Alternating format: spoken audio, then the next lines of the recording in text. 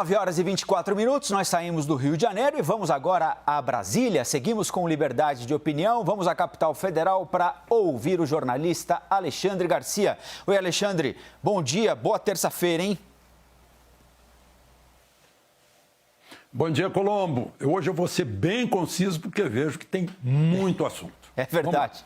Temos muito assunto hoje no Liberdade de Opinião, viu, Alexandre? Queremos ouvi-lo aqui detalhar as trocas, todas as trocas de ministros anunciadas ontem pelo presidente da República, né? O dia começou, a gente até conversou aqui no Liberdade de Opinião com a perspectiva da troca no Ministério de Relações Exteriores, que foi confirmada e vieram mais 5 trocas. Alguns ficam no governo Bolsonaro, mudam de lugar, outros foram substituídos e nós vamos poder falar detalhadamente sobre cada uma dessas trocas a partir de agora com o Alexandre Garcia. Mas, primeiro, Alexandre, de maneira genérica, como é que você avalia tantas trocas assim num dia só? É um freio de arrumação normal que um gestor, um presidente da República, um governador ou um prefeito faz? Às vezes troca 3, 4, 5 ou 6,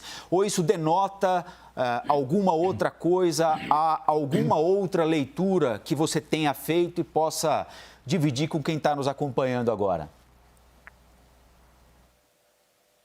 Eu poderia resumir a resposta com um termo que você acaba de usar: freio de arrumação.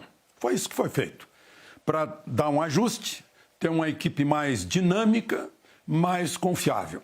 Foi tudo planejado, tanto que ele supriu os cargos no mesmo dia, né? Porque antes já tinha tomado essa decisão, algumas decisões vinham amadurecendo já há algum tempo, não foi nenhuma surpresa para quem estivesse perto do presidente.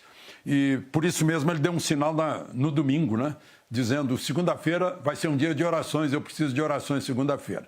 Que fez toda essa mudança para tornar o Ministério mais dinâmico, mais confiável, mais presente.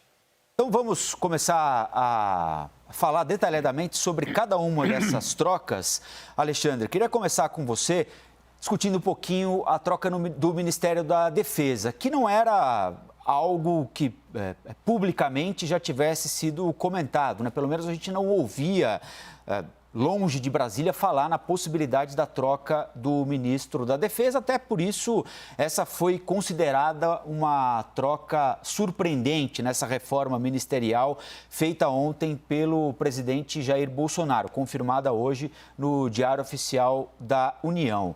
O nosso analista de política da CNN, Igor Gadelha, acabou de me mandar uma mensagem aí de Brasília dizendo que já há uma reunião em andamento, ou deve começar em instantes, aliás, uma reunião do ex-ministro da Defesa, Fernando Azevedo e Silva, com os comandantes do Exército, da Aeronáutica e da Marinha, e em seguida o ex-ministro, Fernando Azevedo e Silva, se reúne com o novo ministro, o general Braga Neto, que deixou a Casa Civil. Por que houve essa troca no Ministério da Defesa? A gente ouve muitas versões, não é, Alexandre? O presidente quer ter mais controle sobre as Forças Armadas, gostaria de ver as Forças Armadas comprarem mais determinadas teses que são caras a ele, presidente Jair Bolsonaro. Isso faz algum sentido? Bom, vamos por partes, né? O ministro da Defesa é o cargo político. Os comandantes das 3 forças são cargos essencialmente militares e não políticos que se reportam ao ministro da Defesa, que, por sua vez, se reporta ao presidente, né? O presidente que promove os generais, portanto, há essa subordinação. Hierarquia e disciplina regendo tudo. Não surpreenderia a troca do ministro da Defesa se tivessem observado bem aquela reunião, que era para ser a portas fechadas, mas se tornou pública por decisão do ministro que saiu, não veio o nome agora, foi o último a deixar o Supremo, e ele mandou abrir a reunião. A reunião foi aberta, a reunião de abril do ano passado, e todo mundo viu que quem levou o pito não foi só Sérgio Moro, foi o ministro da Defesa também, por falta de informação do exterior, que adidos militares mandam. O presidente se queixou de ficar sabendo pelos jornais, pelas redes sociais, pelo noticiário, né? E não pelas fontes normais que deveriam antecipar os acontecimentos lá na França, o que disse o Macron, como é que a vacinação está sendo feita em tal lugar e tal. Isso foi em abril do ano passado. E essa queixa continuou de lá para cá, né? Então, chegou um ponto em que houve esse desfecho, essa troca. Foi para lá um outro general 4 estrelas, ainda recentemente, ele saiu no último dia de fevereiro do ano passado, então saiu da ativa recentemente, então não vai haver nenhum problema na defesa. O problema era quando ia Jacques Wagner, ministro da Defesa, né? Foram tantos os civis no Ministério da Defesa, mas talvez o que mais tenha chocado tenha sido Jacques Wagner. Então não há nenhum problema, General Braga Neto tem livre, tem contato franco, né? Como tem o presidente da República com os comandantes também. Se ele chamasse o comandante do Exército, General Pujol, para um churrasco no Alvorada, o General Pujol ia responder: posso levar minha cuia de chimarrão? Né? Seria uma coisa muito normal esse relacionamento entre colegas, né? E entre contemporâneos, inclusive, do presidente da República. Essa reunião de agora é uma reunião ultra normal, porque o normal é o seguinte: entra um novo ministro da Defesa, não é que os comandantes militares vão pôr o cargo à disposição, o cargo está sempre à disposição, né? Então, ninguém vai dizer, eu não entrego, né? Certamente o ministro Fernando vai dizer, olha, eu quero entregar para o novo ministro a liberdade de ele escolher os novos comandantes, né? É isso que vai acontecer lá dentro. E aí o ministro Braga Neto vai ter que decidir, né? Se ele acha que teria que tirar um, mas aí para não milindrar, tira os 3, substitui os 3, porque tinha que tirar um, né? Então é mais ou menos isso, né? Na verdade, a gente está tratando o assunto com uma certa síndrome do tempo do regime militar, em que havia uma conotação política muito forte nos comandos das Forças Armadas. Estão todos enquadrados na Constituição, né? E não há perigo de saírem da Constituição. Foi o ministro Celso de Mello, não é, Alexandre, quem liberou o vídeo daquela reunião lá do dia 22 de abril do ano passado. Perfeito, muito obrigado. Obrigado. Bom, foi um jogo de xadrez. Foi um ato falho dele, a minha memória apagou. Foi um jogo de xadrez ontem, né, Alexandre? Algumas peças excluídas do jogo, outras trocam de posição. Então, a troca na defesa, a saída do ministro Fernando Azevedo e Silva abre caminho para a substituição do ministro da Casa Civil, que, por sua vez, abre espaço para substituição na Secretaria de Governo. E é aí que eu quero chegar na Secretaria de Governo. Lá foi escolhida uma deputada federal pelo PL do Distrito Federal, primeiro mandato, a deputada Flávia Arruda. A gente estava conversando aqui agora há pouquinho, Alexandre, com o Igor Gadelha, com a Basília Rodrigues, que transitam todos os dias do Congresso Nacional. Eles estavam contando que ela, apesar de ser uma deputada de primeiro mandato, é uma deputada muito bem relacionada no Congresso Nacional, participou muito ativamente da campanha vencedora do Arthur Lira na disputa com o Baleia Rossi pela presidência da Câmara no dia 1º de fevereiro passado. Como é que você avalia essa nomeação, Alexandre? A gente também ouve uma série de possibilidades. É a troca de um general, de um militar que, embora muito bem quisto, muito bem avaliado, não é um político, e uma política passará a exercer uma função essencialmente política de relacionamento do Planalto com a Câmara, com o Senado. É uma indicação do presidente Arthur Lira, que colocou num posto-chave alguém muito próximo a ele. É uma tentativa do presidente de vincular o PL a uma eventual candidatura de reeleição no ano que vem. É tudo isso junto? Não é nada disso? Como é que você enxergou essa escolha, Alexandre? Vamos por partes nessa múltipla escolha aí, né? Bom, em primeiro lugar, o general que deixa a articulação política e vai para o gabinete civil é um amigo pessoal do presidente, ele o trata de Jair, cumpriu todas as missões com êxito, né? Está indo lá para ceder lugar para a deputada Flávia Arruda. Só para lembrar, a deputada Flávia Arruda foi a causa, mas não a responsável, pela demora no orçamento.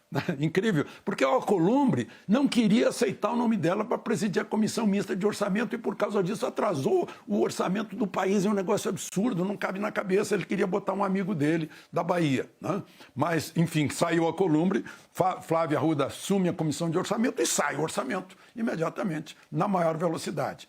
Ela é uma pessoa que está calejada na política, como mulher de José Roberto Arruda, né, que foi preso quando era governador, que renunciou quando era senador. Então, ela acompanhou o marido nessas questões e deve ter aprendido muito. Né? Nada como a dor para criar calos, para criar casca.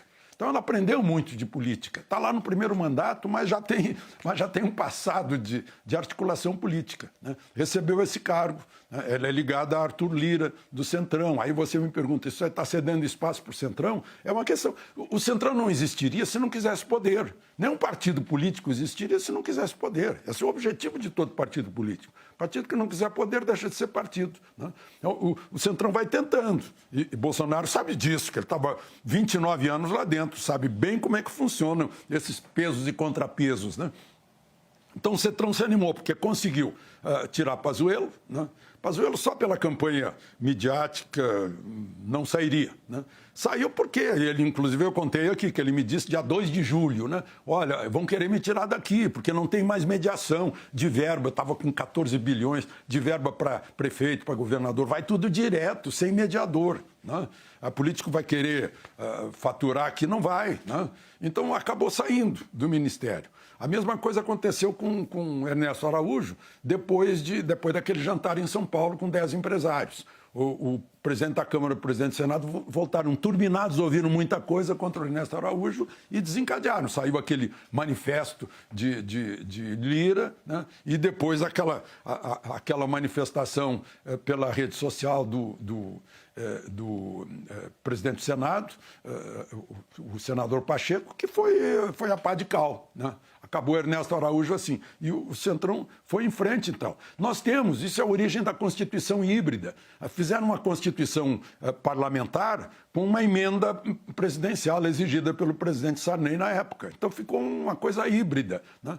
Que se inventou, se apelidou de presidencialismo de coalizão, que era entregar ministério de porteira fechada para partido político fazer o que quisesse. Hoje não tem mais isso. Então o Centrão o pessoal fica magoado com isso. Pô, não tem mais essas boquinhas no ministério. Né? Então houve uma negociação aí, ela recebe essa Secretaria da Presidência, que é a articulação política, e que não tem verba ministerial. Ela está lá com uma presença política marcante, agora é um representante, é uma cabeça do Congresso Nacional, da Câmara dos Deputados, lá dentro da Presidência da República para fazer articulação política e ser o algodão entre cristais. E nada como uma mulher ter essa função, né, aparentemente frágil, mas muito eficaz. Agora, Alexandre, a gente chegou a conversar ontem aqui no Liberdade, né, sobre a possibilidade absolutamente concreta da troca do ministro das Relações Exteriores, que aconteceu, né? Foi escolhido um novo embaixador. E ontem, numa entrevista aqui para a CNN, a senadora Cátia Abreu, que foi um dos pivôs da demissão do ex-ministro Ernesto Araújo, agora substituído pelo novo chanceler, o diplomata Carlos Alberto França, ela disse, olha, não adianta trocar Ernesto por Ernesto. Né? O que o Senado gostaria é de uma troca na condução da política de relações exteriores do Brasil. Nós teremos uma troca de Ernesto por Ernesto? Haverá alguma outra mudança mais significativa na forma como a política externa brasileira vem sendo conduzida desde o início do mandato do presidente Bolsonaro? Ao ouvir a frase da senadora Cátia Abreu, eu lembro de uma frase latina muito significativa. Ne sutor supra crepidam iudicaveris. Sapateiro não vaza além da sandália. Né? Já conseguiu derrubar um, agora quer fazer o outro. Né? Calma, né? Na verdade, o Ernesto Araújo submergiu atirando em Cátia Abreu, né? Ele disse, não tem nada de vacina, não. Está em jogo aí essa história de 5G chinês. Né? Mas aí trocou. E trocou por quem? Por um diplomata de 30 anos de Itamaraty, um goiano de 56 anos, que eu conheço desde o primeiro dia de governo. Ele está em Brasília há bastante tempo, o embaixador Carlos França, né? Franco França. Ele é diferente de Ernesto, ele é muito, muito cuidadoso, ele é pragmático. Sabe por que ele é pragmático? Porque ele trabalhou para Fernando Henrique, no Palácio do Planalto, para Dilma, no Palácio do Planalto, de 2011 a 2015, para Temer, no Palácio do Planalto, e para Bolsonaro, desde o primeiro dia, no Palácio do Planalto, com quem ele se dá muito bem, muita afinidade profissional, muito entendimento, né? Ainda na sexta-feira, ele estava demonstrando o conhecimento dele no balanço político, na balança política da América do Sul, ajudando o presidente Bolsonaro numa conversa com o presidente da Colômbia, Ivan Duque, né? Então, ele começou no cerimonial, mas virou assessor especial do presidente da República. Ele já trabalhou em Washington, né? Ele tem, sobretudo, um profissionalismo que eu chamaria de sinônimo de pragmatismo. Aquele pragmatismo do Deng Xiaoping, não importa a cor do gato, desde que ele mate o rato, né? O Ping, como nós sabemos, deixou de lado Marx e adotou Confúcio, que é pragmático, né? O novo embaixador é pragmático. Então, é diferente, a gente não vai ouvir manifestações de ideologia, a gente vai ouvir ação. E qual era o ponto frágil aí nisso tudo, na política externa? Estados Unidos. O presidente Bolsonaro, amigo fraterno de Trump, obviamente foi leal ao amigo o tempo todo, né? E agora é preciso. Eu ontem mencionei aqui, pensei que já ia para o embaixador Nestor Foster, o Ministério de Relações Exteriores. Confesso que pensei, né? Mas o embaixador Nestor Foster está prestando um trabalho tão importante nessa relação Brasil e Estados Unidos, de retomada das boas relações, né? De relações confiáveis, relações iguais, que vai ficar lá continuando o trabalho dele, que é muito bom. Então, eu acho que a senadora Cátia Abreu pode ficar tranquila que ela não vai ter motivos para fazer nenhuma campanha contra o que já foi seu conterrâneo, né, no tempo que Tocantins era apenas o norte de Goiás. Para encerrarmos esse sobrevoo pelos ministérios do presidente Jair Bolsonaro, Alexandre, nós chegamos agora à Justiça e Segurança Pública, de onde sai o atual ministro André Mendonça e volta para um cargo que ele já ocupou de advogado-geral da União, em substituição a José Levi, que não assinou aquela ação proposta pelo presidente da República ao Supremo Tribunal Federal, em que o presidente questionava algumas medidas restritivas que foram adotadas por alguns governadores de estado, Bahia, Rio Grande do Sul, por exemplo. Vai para o Ministério da Justiça e Segurança Pública o delegado da Polícia Federal, secretário de Segurança Pública do Distrito Federal, Anderson Torres. Essa troca, ou essas trocas, não é? No Ministério da Justiça e na AGU, como é que você avalia, Alexandre? Bom, como você disse, ele não assinou, deixou o presidente no pincel e tirou a escada. Imagina se isso é possível. Eu mesmo enganei aqui, porque eu li o artigo 103 da Constituição, diz que cabe ao o presidente da República, é um dos que podem fazer ação direta de inconstitucionalidade. Só que eu não sabia do artigo 133 mais adiante, que exige um advogado assinando. Marco Aurélio sabia e não aceitou, simplesmente não entrou no mérito daquele flagrante ataque a um direito fundamental, que é o artigo 15 da livre locomoção em tempo de paz, de uma cláusula pétrea, né? Mas não entrou nesse mérito, simplesmente porque não tinha assinatura de um advogado. O advogado-geral da União não avisou o presidente. Ora, aí perde a confiança. Perdeu totalmente a confiança, né? Depois de um ato desses, né? Aí o presidente aproveitou, fez uma jogada, quase um rock no xadrez, né? Você falou há pouco xadrez. O ministro André Mendonça, que tinha saído da AGU e fora para o Ministério da Justiça, onde teve uma atuação, digamos, discreta, né? Volta para o seu lugar sem perder o status de ministro. e vai para lá, porque Ministério da Justiça, o nome é Justiça, na verdade é Segurança Pública. Né? Vai o secretário de Segurança do Distrito Federal, que é um delegado federal de carreira, que foi cotado, foi pensado para a diretoria, para a Direção-Geral da Polícia Federal, agora vai para o Ministério da Justiça. Né? Então, essas foram as mudanças acontecidas nessa segunda-feira movimentada. Né? Aconteceu tudo de uma vez só, porque já estava. O jogo já havia sido armado pelo presidente. Muito bom ouvi-lo, Alexandre, mais uma vez nesse dia importante, mudanças importantes no governo Bolsonaro, importante para a gente entender um pouco melhor o que é que está acontecendo aí em Brasília. Obrigado mais uma vez e amanhã temos um novo encontro marcado aqui no Liberdade. Obrigado, Colombo. Aproveitem o dia.